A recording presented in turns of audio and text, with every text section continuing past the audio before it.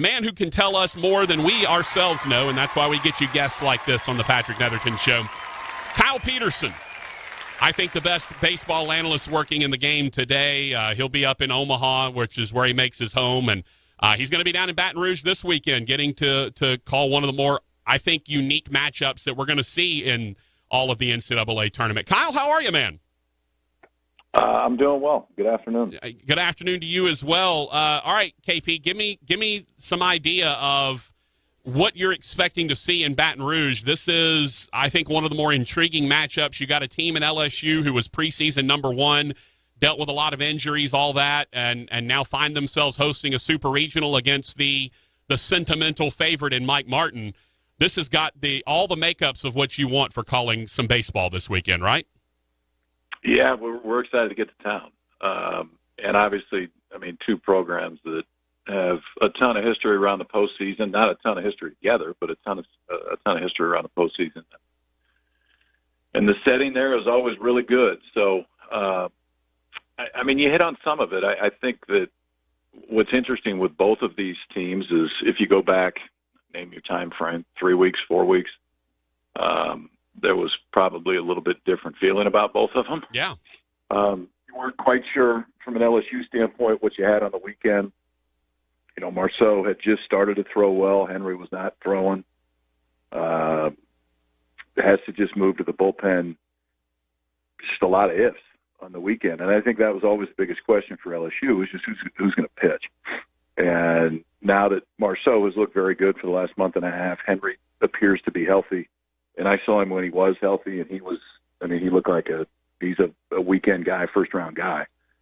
So you get two real guys on the weekend that can go out and be swing and miss. And you know, the only concern is just a freshman in the setting, but it seemed like both of them threw the ball pretty well last weekend. The offense is good. I mean, it's been good the whole year. And they're older and know their way around this time of year a little bit. And for Florida State, you know, I saw them a few times during the season, and I understand what the entirety of the season said as far as who they are, but I mean, they're pretty offensive. They're going to struggle a little bit sometimes to pick it up and throw it to first on the infield. They've got enough arms. Van Eyck, the kid that throws day two, is a big leaguer. Parrish can go out and get through a lineup 2 or 3 times.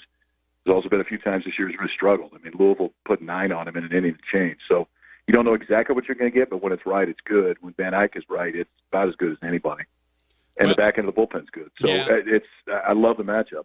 And you mentioned Parrish, and that's what LSU has struggled with. I mean, you look at the championship game against Southern Miss. Southern Miss threw 2 lefties. LSU did nothing really against either one of them. And then the righty comes in and they shell him. And so that's why it looks like Parrish is maybe the most important piece of this puzzle for Florida State this weekend. Yeah, I think so. And you know, the other thing is, especially in that ballpark, you know, you don't want to be fighting uphill. And the reality is Florida State didn't fight uphill all this past weekend. I mean, they hammered Georgia twice, and they hammered 2 really good arms. Emerson Hancock's got a chance to be the first pick in the draft next year. Cole Wilcox is a freshman that, you know, turned down 7 figures coming out of high school and is going to make a lot more than that if he stays healthy out of college. And they hammered them both. Now, the ballpark was playing really offensive, and there were some fly balls that most days are not going to get out, but still, it was, I think, as complete of 3 games as Florida State put together offensively the whole year. Talking to Kyle Peterson from ESPN, who will be calling the Super Regional down in Baton Rouge. What's the? I know it's hard to encapsulate on you know, talking on a radio interview, but the emotion of one of the greatest skippers, maybe the greatest skipper, and especially the one that's never won a title. Over 2,000 wins. He's never won fewer than 40 games, and he's sitting on that doorstep again right now. Can you harness the emotion of what we're going to see from this Florida State squad, knowing they're playing for their coach at this point? Yeah, I don't. I mean, I don't know if you can harness it any more than we just saw on the field last weekend. And I'm a bit fortunate because in some way, shape, or form, I've known him for the better part of 15 years now, I guess, and have gotten to know Mike better every time you're around him. That's just the kind of guy he is. And especially when you know it's his last run, and especially when you know the things that he's accomplished that nobody else in the game has. you can tell that there's a little bit something different there. And I didn't know if they get out of Athens, but it sure wasn't going to surprise me if they did. And it's as good as they've looked the whole year. I mean, listen, it's the guy's 40th year. He's won 40 games every year. They're at 39 now, I think, so he's got one more obviously now. But the crazy stat for me is in those first 39 years, he made the tournament every year. He was never worse than a 1 or a 2 seed. I mean, look, it's the first time in 40 years they've had to watch the selection show and have any question as to whether or not they're going to get into the postseason. And given all of the programs that have had streaks like that break over the last 10 years, it's a pretty incredible run. I know, I call games for Northwestern State, so I don't have to necessarily be objective. You call games for ESPN, you have to be much more objective than I do in that regard. But is there a part of you that's pulling for Mike Martin just to go ahead and go out on top and win the whole thing? Oh, it'd make for one hell of a story. I know that. Yeah.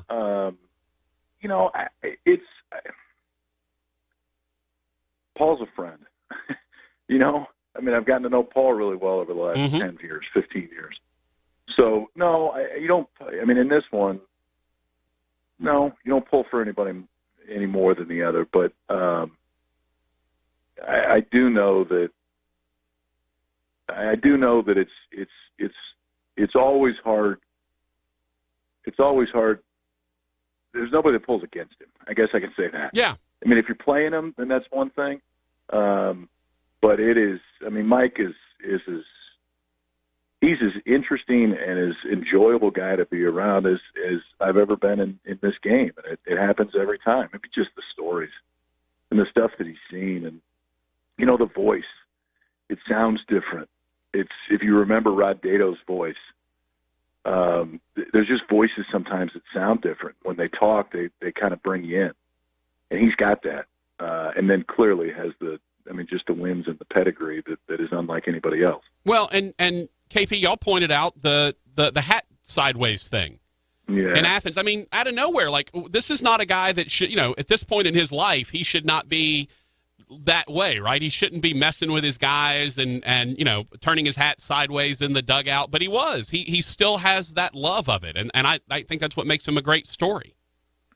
The one thing I really love is before they take BP, they take everybody's taking ground balls on the infield, and they got 4 different guys hitting funkos. And I noticed this years ago, and then I noticed the exact same thing when we were there this weekend. He goes and stands just on the outside of the infield, and they probably take 10 minutes worth of ground ball. And he's roaming, and he's talking to his guys about, just, making sure that they're getting something out of it. And watch him in the dugout. This past weekend, Matthew Nelson, the freshman catcher, is leaning next to him. And then somebody else will come lean next to him. And he, I don't know what he was like 40 years ago, but I can tell you this. He's still, the message still resonates. And there's still plenty of fire because he got into it pretty good this past weekend on a call that he didn't like. And it doesn't take him very long to get out of the dugout if he's going to talk to somebody. Talking to Kyle Peterson from ESPN. All right, KP, we know us in Louisiana. We know LSU. You told us a little bit about the arms for Florida State. Tell us a little bit about the offense. What do LSU fans need to be concerned about? Guys that are swinging the bat, people who are red hot. You mentioned, Florida State scored double-digit runs in every game this past weekend. What concerns should LSU fans have about the offense of Florida State? Well, I think 6 of the 9 in their lineup hit home runs in the regional. And they only played 3 games. Now, again, the ballpark was playing totally different, but they got a little bit of everything. Mike Salvatore probably lead off, senior shortstop, just gritty, has hit for a little bit of thump this year, and he's hitting in the mid-300s, but kind of an ideal leadoff hitter. They're not going to run a ton, but they'll run a little bit. Drew Mendoza's kind of the flash guy he was when he got on campus. Junior, I think he went in the 3rd round this week. He looks like an NFL tight end. He is a dude. And when he gets it, it goes. It's majestic when he gets it. J.C. Flowers can go get it in center field.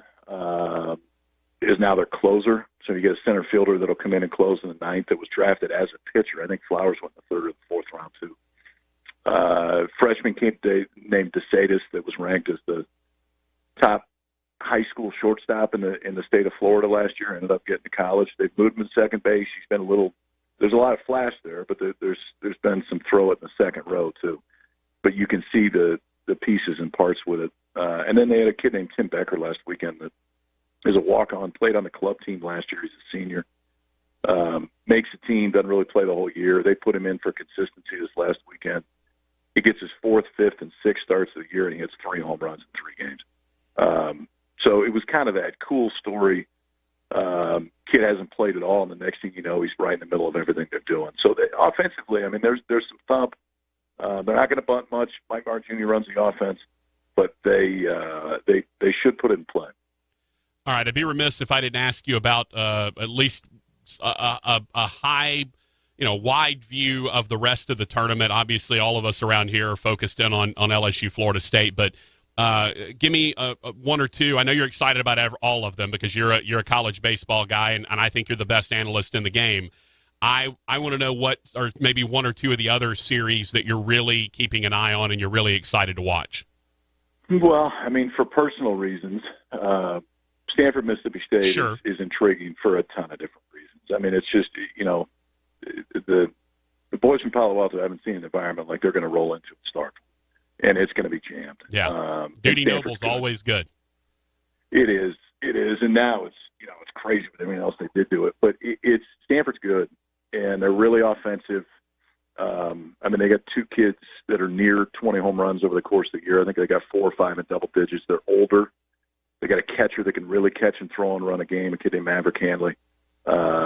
Maybe not the power arms that you see for some places, but the pitching numbers are still really good. There's not as many guys throwing 95. So that matchup, given State and Mangum and Ethan Small and just who State is and the run they went on last year, that one's pretty intriguing to me.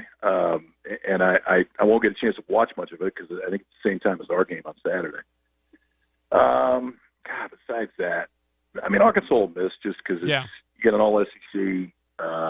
Bomb's going to be – I mean, the environment at Bomb, the box, and a lot of them, but Bomb, the box, and Duty Noble this weekend is going to be – I mean, it's just absurd. Yeah. It's such a great commercial for our game right now to see when you get environments like that, the people that'll show up.